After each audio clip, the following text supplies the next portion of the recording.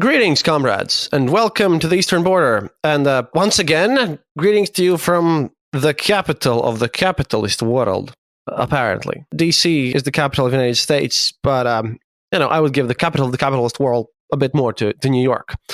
I have a lot of questions about the United States and this culture and everything's going on here. And some things that, I started thinking about while I was looking at all the museums and all the weird stuff and inconsistencies. And in a way, a lot of them tie into Eastern Europe. So I thought, well, who else to invite to my show that's an American person that could answer my weird musings than Alex from History Impossible. Hello. It's good to be back. It's good to hear your voice again, man. Well, it's been fun. I mean, I invited Alex because, well, one, he was the person that actually would agree to, come on in such a short notice. And secondly, when I was on his show, you should definitely go and listen to that interview if you haven't already. I had tons of fun, so I thought this would be interesting as well. Yeah, I'm going to give myself credit that I was the first person to bring up Alexander Dugin with you in an interview with you. I'm gonna claim that. I don't know if it's true, but I'm just going to claim it anyway. You can. You kind of pulled a wide one on me by pulling Dugin out and asking me in-depth questions. Normally, I've been asked about Dugin, but it's more like, phrases on top of the iceberg and like Putin's ideology, stuff like that. No, man. Alex went all in. It was crazy. I mean, I got to give credit to Benjamin Teitelbaum and his incredible book, War for Eternity. So if your listeners haven't picked that up, they should. I think you should pick it up. I'd be really curious what your thoughts were on it. If you thought that Teitelbaum got something wrong, or if it gave you information you didn't know already. I mean, I'm assuming you probably know all there is to know about Dugin at this point. But comrade, I am in the United States. Do you think I've brought all of my books with me? Yes. You're a podcaster. No, I know. Yeah, for sure. Only a few. Mm-hmm. Yeah. I'm looking at this one place because I promised to give out a shout out to a listener of mine. Oh, here we go. There's a guy on Twitter called Oinbones. Oinbones. He's a listener of mine, and he recommended upon my entering that I go to a place called Stoney's Tavern on P Street and order the super grilled cheese. And I did. What'd you think of it?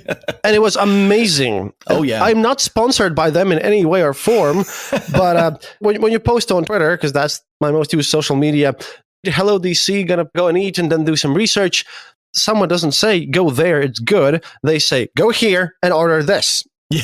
And then you do it, and it's awesome. I thought that kind of requires a proper shout out. Of course. And if any of you ever come to Latvia, I'll of course give you a full guide as well. I'm going to hold you to that. I've been planning to come to, I really got to get to continental Europe. I mean, I've never been, and I want to go to the eastern part more than the western part, to be honest. Comrade, if I can, your odds of getting shot randomly in the street are way lower than here. Yeah, I would probably assume that.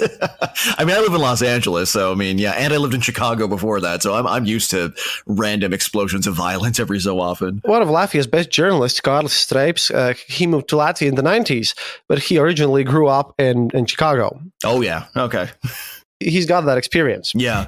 But you go to parts of Chicago, you could call it a war zone at various times. It's not like all the time, but I mean, I hate to be such a downer right in the onset, but I think it was 2021, definitely 2020, the murder rate in Chicago went even higher, and it was already peaking 500. Now I want to say it was 2020, maybe 2021, where it was over 800, closing in on 900. People a year just getting killed. This reminds me of the greatest police educational video I've seen of all time, Surviving Edged Weapons. Yeah. I think that was a review by Red Letter Media who reviewed this police educational tape. It was amazing. Everything's a knife. Everything.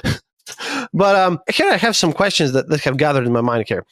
Of course. I'll start with the practical things, and then we'll move up to the philosophical musings, which I've gathered while touring the halls of Smithsonian American History Museum, which, by the way, is amazing. I love all those museums. I've been to many of them. Did you catch the Holocaust Memorial Museum? That was the one I went to when I was in DC last. Well, sadly, I didn't, but I've been to other Holocaust Memorial museums. Of course. With limited time in the day, and those museums are really huge, so you can't really pack multiple in today. Right. I elected to go to the American History Museum to learn something more about America, and it was really great. That's a good call. Yeah, yeah. I mean, and I don't mean to be disparaging, but you've been to one Holocaust Memorial Museum, you've been to many of them. The one in DC is incredible, but it's also a huge downer on top of everything else. And I think you are living through a pretty serious life right now anyway. So I've been to a couple out of them two in Poland, so that works. Oh, okay. Yeah. First question I want to ask you is like, okay, and this is kind of a breather episode again, dear listeners. I warned you about this. I recorded a proper serious news episode today, and I warned that this is going to be a bit of a breather for me. But first question, what's up with your public bathrooms? In what sense? Where to start? Like how? In all of them. Look, I have two serious questions. One, why is and I got a weird answer to this, by the way, today. Like, I was wondering, why do all the bathroom stalls have this raised, like, door? Why is there a kind of a huge gap in the doors in the bathrooms? I could not. You know what? I have the very same question to whoever designed the bathroom stall in America. I have no idea. I've always wondered that. I should say though, there are some places, and weirdly, the last one I saw it in was a McDonald's, but there are some places that it's just a straight up door. It's like a closet, basically, with the toilet in it. But that's not common. The raised door with the gaps and everything, like that, literally a pervert could just look right in and see everything. See, a listener of mine that I spoke with today, he gave me a weird answer. He said, well, that's to stop the teenagers from having sex in them. What? Yeah, apparently they were designed. I kind of can't believe that for a simple reason. Who in their own right mind would want to have sex in the public bathroom? I mean, the only place that I know things like that have happened in are clubs, and clubs usually have like not stalls like that. And if they want to stop people from doing that or doing drugs in them, they just take the doors off and say, if you want to take a crap, do it at your own risk. Everyone can see you. I thought you wouldn't say clubs. I thought you would say Southern California or Florida. Well, maybe also. I don't know. I mean, honestly, that is such a good. I never really thought about that. But the thing is, I don't know if you're aware of this is such a niche thing for your European listeners, and Americans are going to know exactly what I'm talking about here. But we had a Republican senator a number of years back in the bathroom of actually my hometown, Minneapolis, in the bathroom of the Minneapolis airport. And he was a known homophobe, and he was soliciting gay sex from people, and he ended up getting caught in an undercover sting. And his way of doing it was sticking his foot, and this is apparently a thing that you do when you're cruising, at least in the Minneapolis airport bathroom. You stick your foot into the next stall and tap it, and then that's letting people know, hey, I'm down. And then they're supposed to do it back. So kind of the opposite happens when you have stalls like that, it seems like. I am screaming internally and freaking out, but that's okay. I have a cold beer here. Second question. Your tall toilet seat thing is weird. I felt like relieving myself in a puddle. Wait, tall toilets? You mean like up high above the ground? You mean? No, the water level in the toilet is like super high. It's just what? Because I'm trying to. I'm a serious podcast. I can't just. How do I explain this? It's like it's like you drop it in, and then the water just splashes up and hits you. And I mean, again, that's not even just public bathrooms. That's like most bathrooms. And exactly, yeah. That's everywhere. And then when you flush it in Europe, it's kind of like it's there, and then you flush it, and then the water comes down from the place of. How is it even called in English? I don't know. Well, the toilet tank, the tank in the back. Yeah, that thing. Well, basically, you push the button because we don't have those little side things. You push the button, and then the water comes down from the tank and flushes it all into the pipes. It washes it away. Meanwhile, in the United States, I was freaking out because I do the button thing, and then it's kind of like an airplane. It's like. Oh, yep. yep. Well, especially in the airplanes, that always like, yeah, I have an irrational fear, about using airplane bathrooms. Airplane bathroom is one thing, but when you have it like every day, I wonder who designed them, because it might seem strange that I talk about these mundane things, but these are the mundane things that kind of portray the difference. I mean, those are the things that are vastly different. When people say Western world, I think a lot of them don't even imagine the little tiny differences, but those things add up. And some things are weird. Oh, yeah. Well, and I don't know what it's like in Latvia, but I didn't learn to appreciate how good we have it with our tap water until I went to China. And also, I completely agree with you, the sort of weirdness of American bathrooms. But brother, unless you go to a Chinese bathroom in a train station, you don't know filth. It is the most disgusting place I have ever been in my life. Sadly, comrade, here's the thing. I know exactly what kind of bathroom you're talking about, because that was exactly the kind of bathroom the Soviets installed during the 50s. Yep, I would imagine. Could we just call it, let's just call it communist bathrooms. Let's just call it that. Yeah. It's literally a hole in the ground with some weird... Mm-hmm.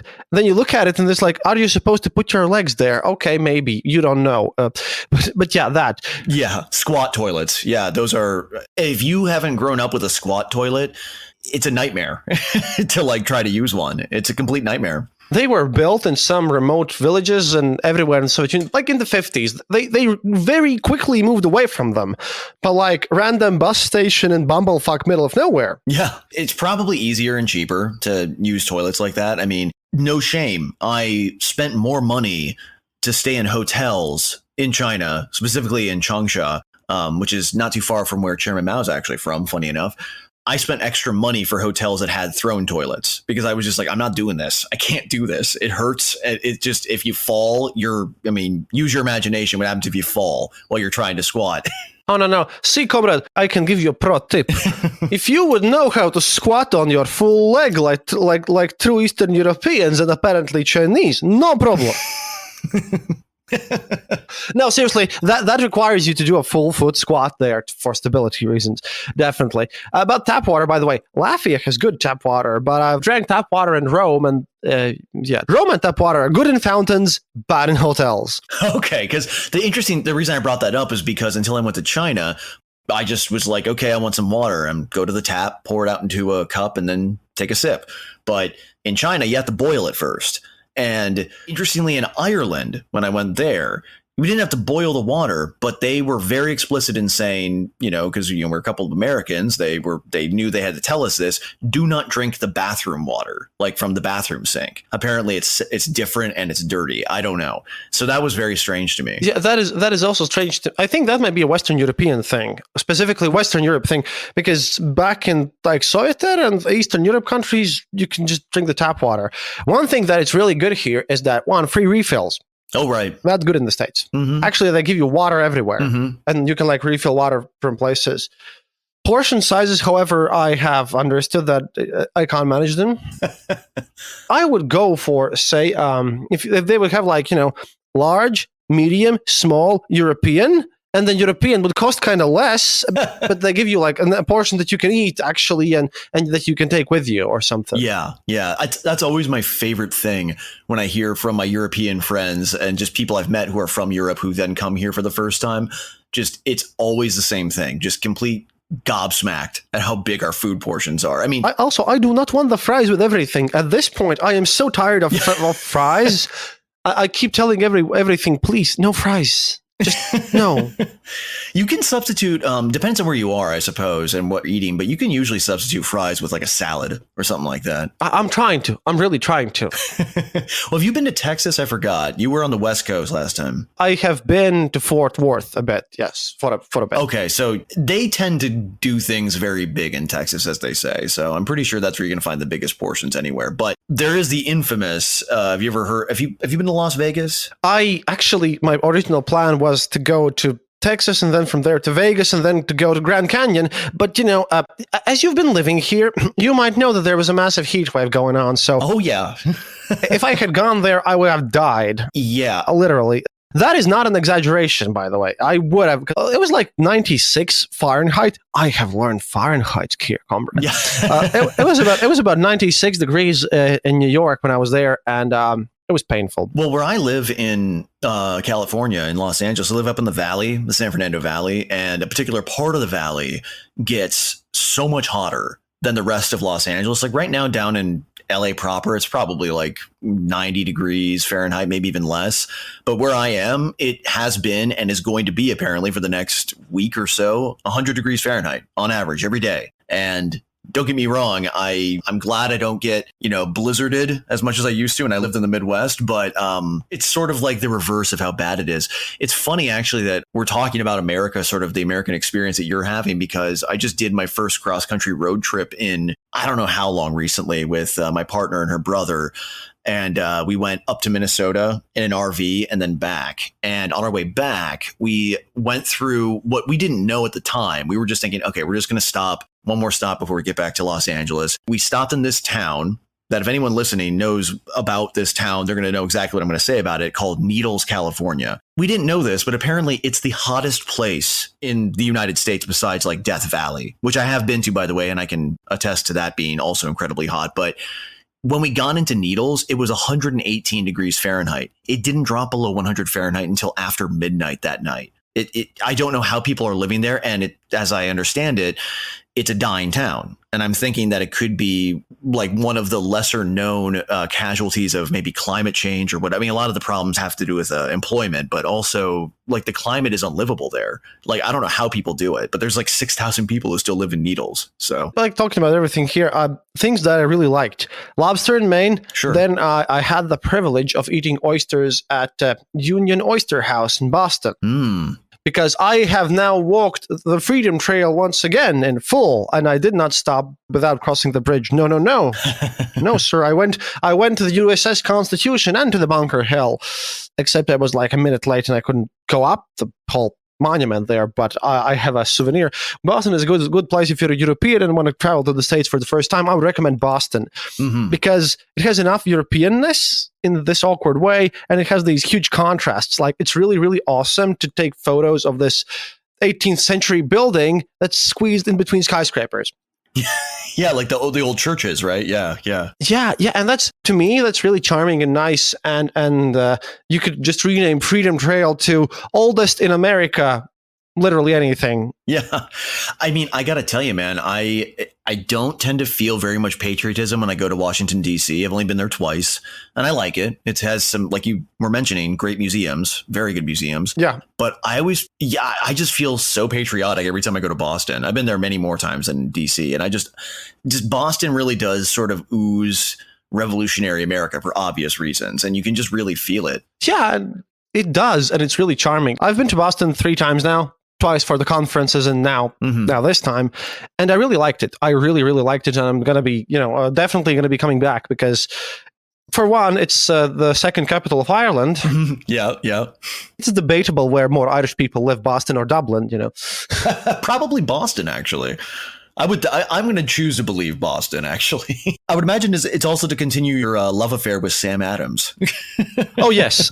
Sam Adams it's kind of a weird emotional thing because that was the first beer I tried in the United States. Like the first one before I tried all the Bud Lights and Coors and everything else. Sam Adams was the first one. I was like, hey, this is pretty good. It tastes kind of like a Latvian beer. It's not very good by Latvian standards, but it's okay. It's one of those beers that would be like, you wouldn't be ashamed to say to your friends, hey, I'm talking about the default Sam Adams. Seasonal ones change, of course. Some are better and stuff. But I really liked Sam Adams and I like the story behind it. And then on my second trip, the guy who used to run Inward Empire, really sorry that podcast died. Yeah, Sam Davis. Yeah.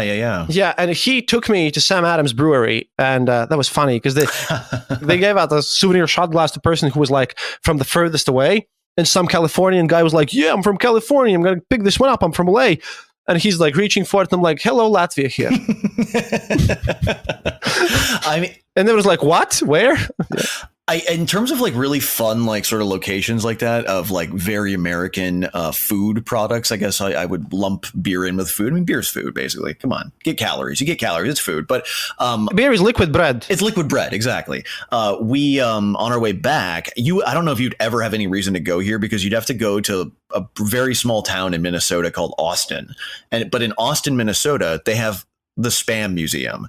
No joke. The museum dedicated to Spam because Spam was created in Austin, Minnesota, which is this little tiny town. It's one of my favorite museums I've ever been to in my life. It's just so delightful. This is interesting because I want to go there because this, by the way, ties into Eastern European history. See, in the 90s when we were just switching and we were super poor and everything, we had a lot of, Latvians who had migrated from diaspora, right? They had migrated to the United States and Canada and whatever. And I remember a lot of Latvians, when the packages could finally arrive, a lot of American families sent them kind of packages to Latvia, with clothing and meds and everything, because we couldn't get it and we were like super poor just after the collapse of the Soviet Union. Capitalism arrived. And I remember that my family had to sustain itself on like American Spam for about a month or so. Oh, yeah. Yeah. Spam saved Latvian lives. Let me tell you that. So it's no joke. Oh, it's so funny. Like, Americans do like to joke about Spam, but it is like a very historically significant product. I could only assume that Latvians during World War II probably were exposed to Spam, because that's where it got its biggest spread around the world, is because we sent it, with our troops, and the American troops hated Spam by the end of the war. And that's probably where it got its negative reputation originally, was from American troops just being like, oh, Spam, I don't want to eat that ever again. But yeah, I know Soviet troops got a lot of it too. So look. See, like if the difference is eating just, I don't know, something that is maybe partially bread or Spam, we pick Spam. Spam, like with all the other processed foods and everything, if you want to live a healthy lifestyle, you shouldn't eat processed foods.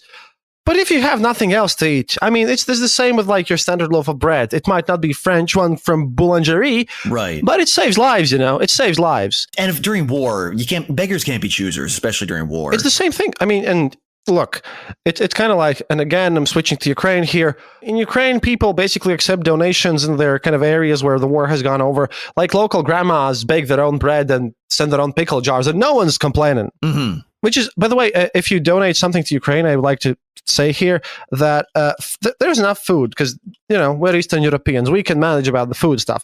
What's really lacking is like detergent and stuff like that. Like basics, right? Like detergent, basic laundry stuff, all this thing. So if you're donating in some produce, or you're a company that makes it, because I saw personally when like people were, they were standing in line for stuff and they had enough food, but they had like to split like a single pack of detergent, like laundry powder for like 5 families. So that's the issue here.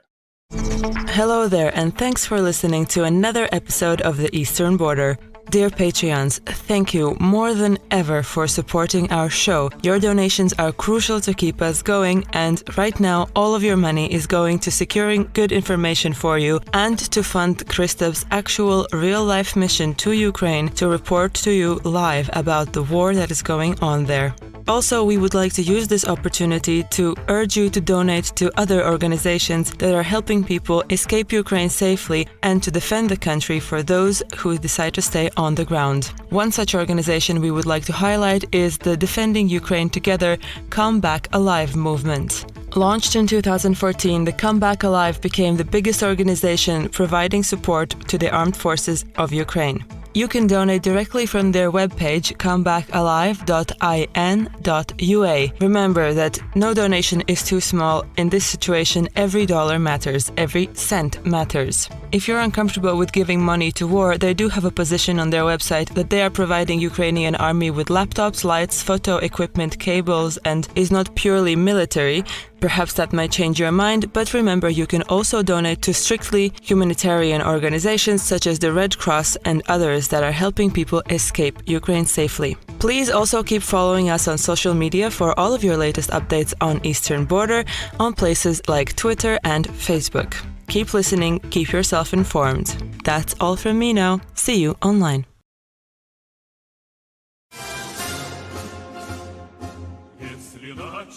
But about other again, this is going to be a very mixed show, because this is the Eastern Border. We talk about happy thing, and then it's depression. Now I wanted to say that New York is its own beast. I really don't believe New York is actually in the United States. New York is New York. Mm-hmm. It could be an independent country, and it would be doing well and okay, I suppose. Oh yeah, it. You said it's the capital of capitalism, essentially, or of the capitalist world. Yes, I would agree with that. I mean, it very much is, and sort of like how Los Angeles is the entertainment capital of the world. Like, yeah, there's stuff. Oh yeah, definitely. Yeah, there's musicians are from everywhere, but the music industry in a lot of ways is here. Movie industry obviously is here. Fill in the blank, So yeah, I totally get you on that. One thing about New York though is that I thought, where did they get all their water? And it turns out there's a YouTube video that explains where they get their water, which is interesting. But in this massive amount of heat, I can tell you, I can separate districts in New York City by smell. Okay, so what does Brooklyn smell like? Did you go to Brooklyn? Yes, I was. My speaking event was there Oh, right. Yes, I remember that. in a pub called Wild Birds. That's a great name. Apparently, Brooklyn has Baltic Street. Okay. I wonder if that's related to the Monopoly Avenue, Baltic Avenue. I don't know, but like the thing is, I cannot describe the smell to you in words because that would imply that I understand what's in it. If I would close my eyes and you would just present me with smells from New York, I guess I could probably tell you, this is around like I don't know, Brooklyn and 100th Street or something. That's It's sort of like a sommelier, an expert on wine, but you are an expert on the smells of the boroughs of New York. I'm not an expert on this. I'm pretty sure the locals can know it better. Oh, I'm sure. Yeah. The way I said with capital stuff, New York looks amazing from like on top because I was in the Rockefeller Tower. Oh, right. Like, Okay. top of the rock, which is cheaper and more open than anything else. I'm going to go back actually tomorrow, and then I'm going to go take the ferry and see the Statue of Liberty and be in the historical parts of New York. But yeah, well, Times Square at night, nothing beats the whole view, and nothing also beats the whole sense that I'm going to be mugged. Oh my God, there's so many people here. Well, and there has been an increase in crime in New York City. I mean, it's a question of like when they're going to basically turn it into the 1990s again, where they crack down on crime with their broken windows policy, quote unquote, where they just arrest you for the tiniest offense. That was how Giuliani, quote unquote, cleaned up the city. I mean, he did. New York was kind of a shithole for a very long time, but it's kind of going back that way. But it's not even close, from what I've heard from people in New York. It's not even close to what it was like in the 1970s. In the 1970s, it was a nightmare. I have to say that out of all the things, Washington, D.C., surprisingly enough, is the most European-looking city I've been to. Yeah, there's a lot of Roman influences in a lot of with the monuments and so forth. Yeah. And like the buildings look like very classical stuff that's built in 1920s and things that I can recognize. Like a lot of buildings look like things in Riga Old Town as well, in here in Washington, D.C. But something creeped me out. I went to this American History Museum, and there's a gigantic sort of monument of George Washington in the middle. Okay. But the problem is that there's a monument of him, and they make him look like a ripped Greek god. Oh yeah, I think I know what you're talking about. I actually haven't been to that museum, and it's on my list, but yeah. He's like sitting there with his sandals and everything. They make him look like a ripped Greek god, but they still put his like old person face on top of it. That is really weird, yeah. So it's like this George Washington's portrait, as you would see from his standard portraits, the ones made in 1790 or something, and that sits atop of a basically huge body of a Greek god. Oh, I was just going to say, it's not that, I mean, it is weird, and this kind of all gets into the philosophical question of how Americans sort of relate to their own past, and when they do, because they don't very often. But I'm going to that with this one, because this is the important part. And then I went to Lincoln Memorial, which is amazing. I really liked this, but I looked at this, and he just stands there, also very monumental. Mm-hmm. And I think he's kind of being deified there. Oh, yeah. But then I looked at his clothing. At least that didn't make him look like a Greek god. And then I thought, hey, you know what? He lived in 1865, right? Yeah, that's when he was assassinated, was 65, yeah. And then I remembered, well, we in Russian Empire back then, we were still living at brutal serfdom for 3 more years back in our provinces. And then I thought, well, let's take the average. Let's take one generation. Let's think in generations. Let's presume one generation is, say, 25 to 30 years. It's about 10 generations only that have passed since Lincoln died, when slavery ended and then when serfdom happened. Kind of weird how time passes, because if you think about it, 1860 is not that far away if you think about how many generations have passed. And like I said, I'm picking 25 to 30 years, but people live way longer than that.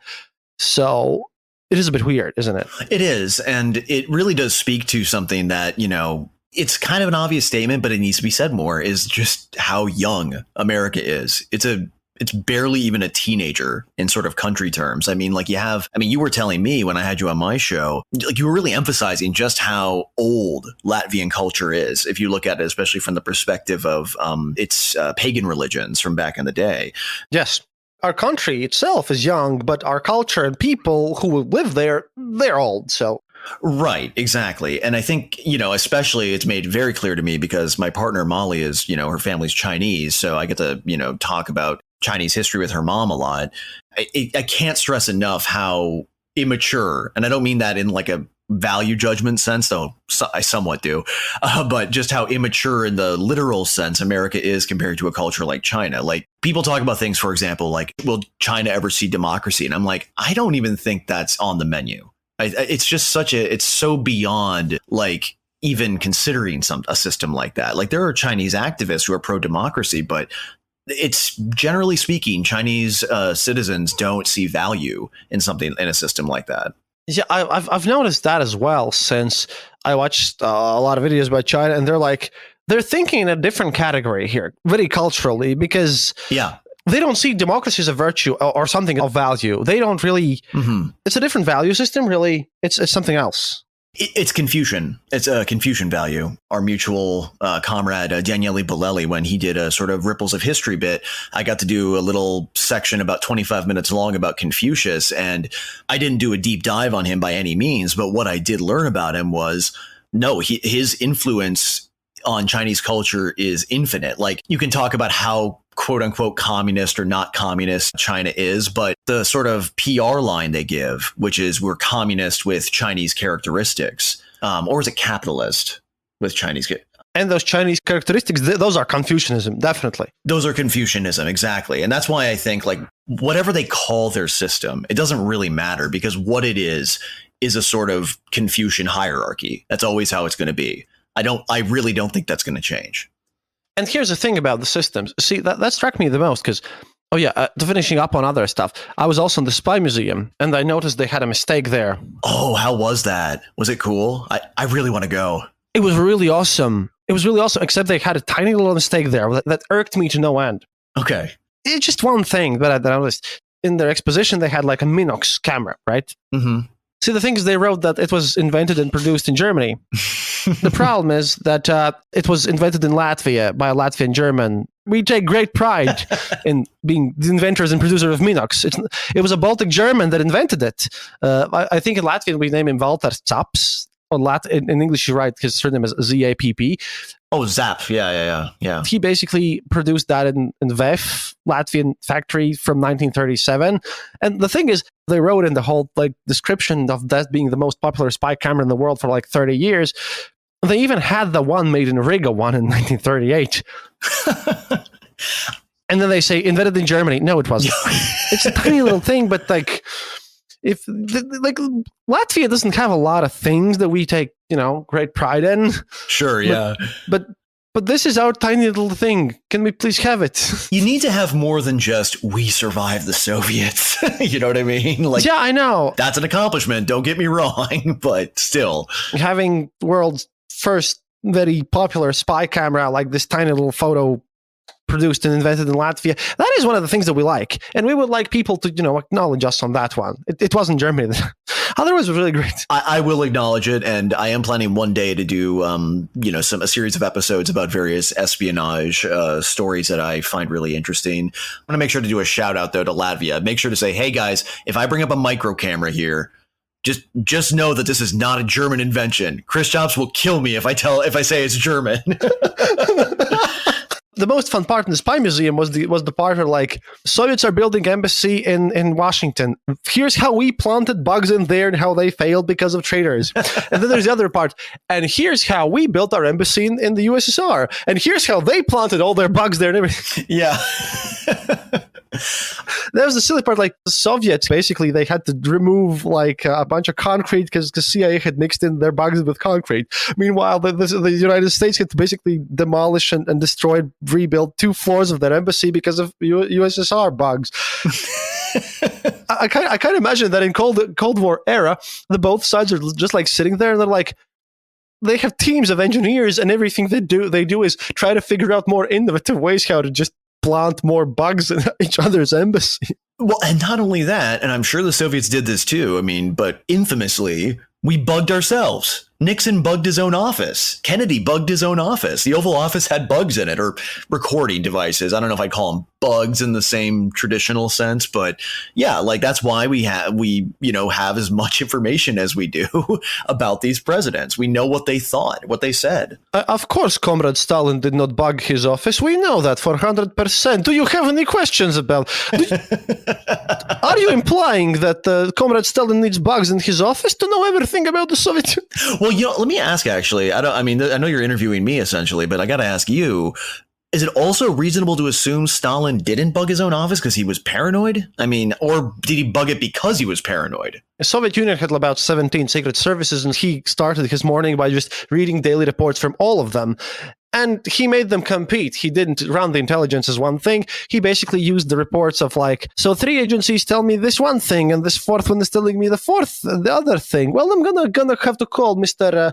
Whomever runs the agency now, Comrade.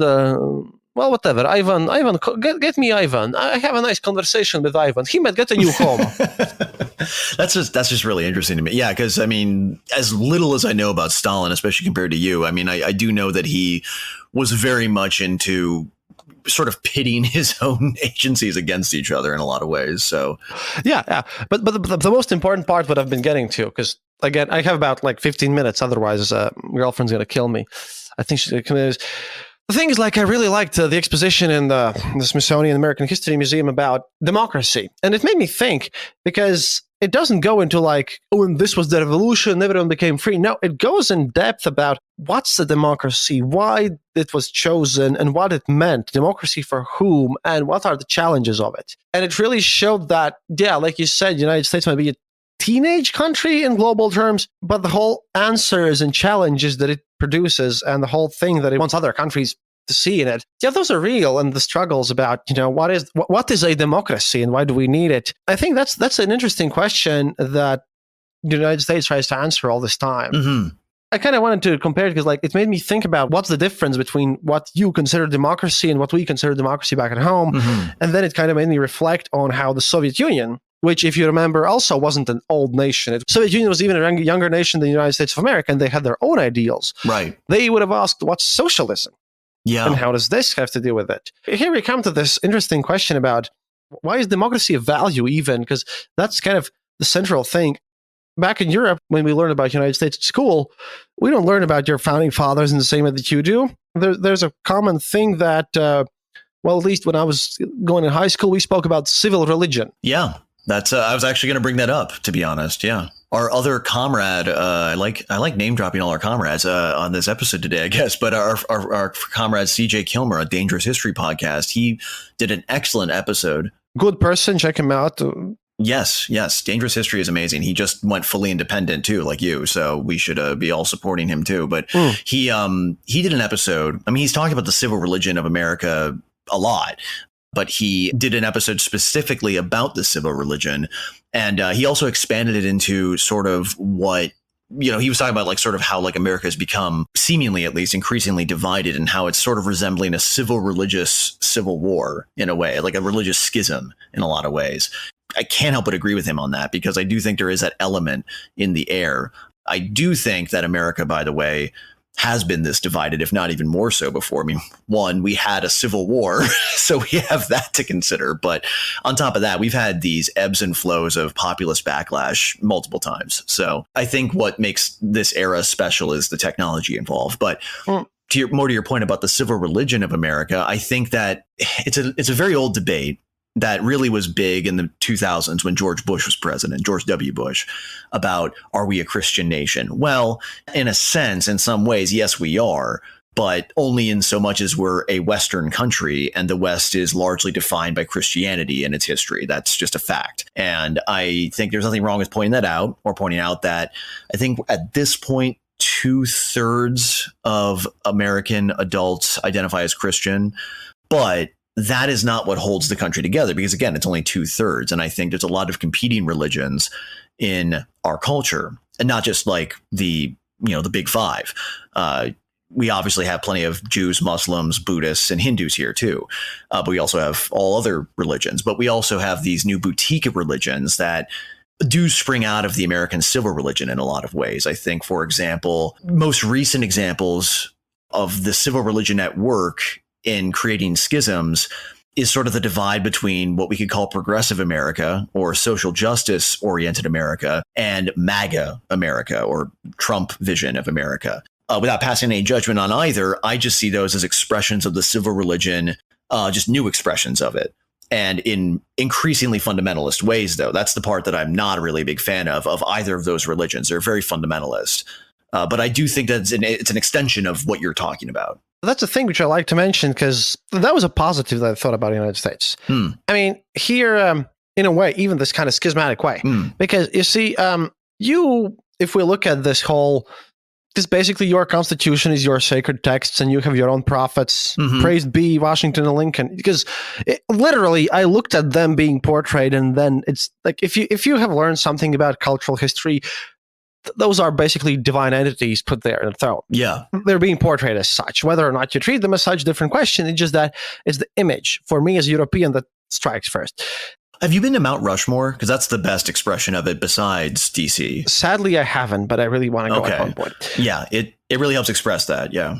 You guys have a schism going on there. But then I thought about back in the USSR, we had a reformer. Like, if we talk about these ideologies in a religious kind of way, we had our own Martin Luther in the form of Gorby. And then the whole thing just collapsed. And we had our own splits. I mean, in the end, everyone, Chinese Communist Party claims to be the true descendants of where Christian people have Jesus, communists have Lenin. Yeah. So everyone's a truer Leninist than everyone else, you see. I love that they don't invoke Marx. Marx is invoked only by Western socialists, whom everyone else who follow the path of Lenin. That would make sense. It's also kind of like the Christian church. Everyone who follows Marx is kind of like Catholic, but everyone in the eastern parts, they're kind of like Orthodox, so they follow the Leninists. Yeah, I like that comparison. Yeah.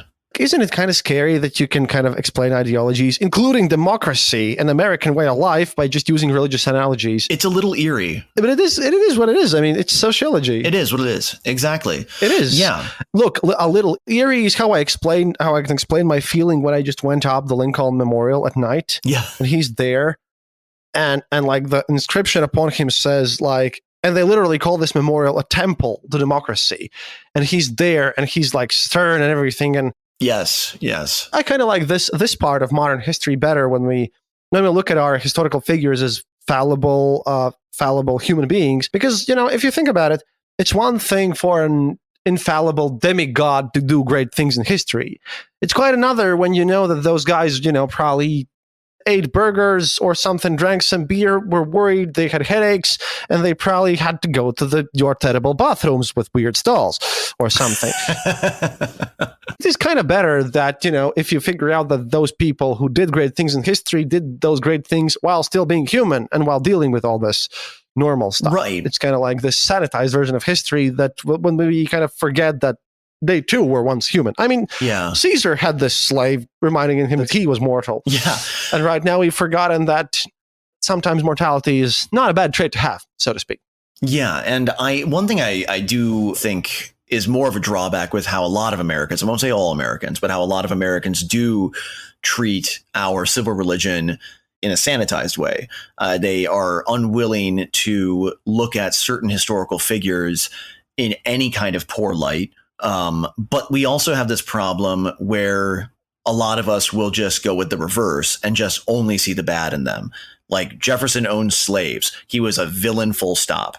Or Jefferson made it possible in the Constitution to free the slaves one day. So he is a great hero, full stop. And I just, I won't say most because I honestly don't know. I haven't taken a poll.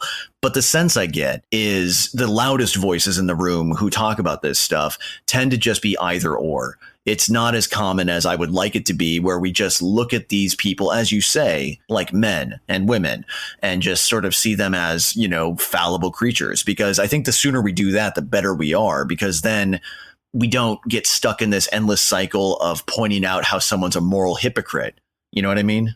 Yeah. And by the way, this is why I invited you to come over and talk about America, because you get the point here, comrade. And it's also very fun to always call you comrade.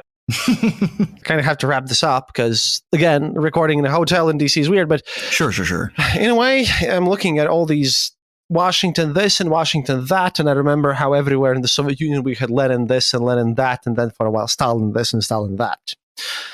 The forms are the same, we also had Stalin leading us to the bright future. Mm-hmm.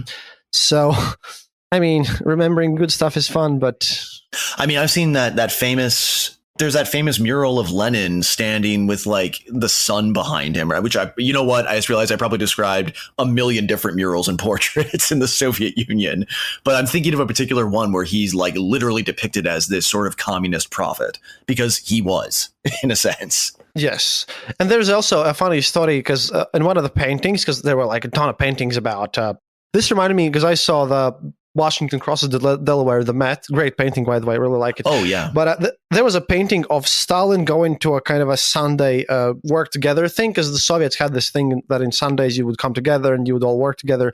And there's a painting of Lenin carrying a huge log together with someone else, and that someone else's face isn't, it's not visible. And that's kind of a painting of a real event where Lenin also worked at these, like, when peasants and workers come together to, clean something, build something, whatever. And in Soviet Union, there were like legends of literally every family knew someone who was definitely the guy who was like the other person carrying the log, right? I mean, yeah, it's like that was my ancestor on that boat with Washington. I was like, okay, sure, guys, I'm sure that person is real. And that's the problem. That's my big thing with all this, because especially with the war in Ukraine and everything that's going on with all the sad parts, you know what? Sometimes you have to have a reality check and not. Sure, you can respect your heroes and learn your myths, but remember that reality check is needed. Otherwise, in I don't know what, 100 years, someone might look at everything that we're doing and deem it silly. Well, they're going to listen to my show and deem everything I do silly anyways. Maybe yours too, but never take yourself too seriously, I think. Absolutely mine. You kidding me? No, you shouldn't. I mean, this is always what I say. If people are really serious about equality, brotherly love and all that, just be aware that we're all equally as capable of being giant pieces of shit as one another. Well, actually, this was a really nice talk. I'm sorry to cut this short. I would have it going for like 3 more hours, but I have to wake up super early in the morning and get to New York City. However, I will call you back at some point when I'm in Latvia, because we have a lot of Girkin to discuss, and also a thing that we couldn't discuss, events with Rushdie, that stuff too, which you've been active about. I've been very active about that. I mean, it's sort of my wheelhouse in a lot of ways. So yeah, let's hope that Mr. Sir Salman Rushdie has a speedy recovery. Of course, that would be excellent. And also, really, thanks for being on the show. I consider this 1/3 of our interview, or I'm going to have you on more. It's just that I recorded in weird circumstances in a hotel in a weird situation, but it's going to be great. So, of course, yes. Thank you for having me. Please tell everyone, how do they find your show? Well, they just can go to historyimpossible.com. It's the main website. You can find all the shows there. You can also just find me on all the major podcast platforms, Apple Podcasts, Podcast Addict, Spotify, all that good stuff. I mean, the best way to support the show is through Patreon, of course, patreon.com/historyimpossible. You get ad-free versions of the show. I just recently picked up a good number of sponsorships, so that'll be really nice for people who don't want to sit through ads. So yeah, I mean, and you can find me on Twitter. You'll tag me, I'm sure, in Twitter. So I have tagged you like 19 million times last year. Yeah, exactly. Yeah, I've tagged you too. Yeah. But yeah. Patreon is as you know, it's the best way to listen to any show without ads. Support Alexander. He's a great guy, and actually, I seriously hope you come over to Latvia and we meet one day. Like, honestly, I would really like to. I'm not even making that up. I really do want to go to Eastern Europe, specifically the Baltics, the Balkans. Yeah, I will absolutely create a speaking event for you back home. It's going to be awesome. Very nice. Thank you so much, comrade. Thank you, and have a great evening or day or time of night or something, and every listener as well. Yeah, it's still it's evening here, but it's yeah. Cool, man. Okay, see ya. Yeah, see ya, man. Oh, and everyone, happiness is mandatory.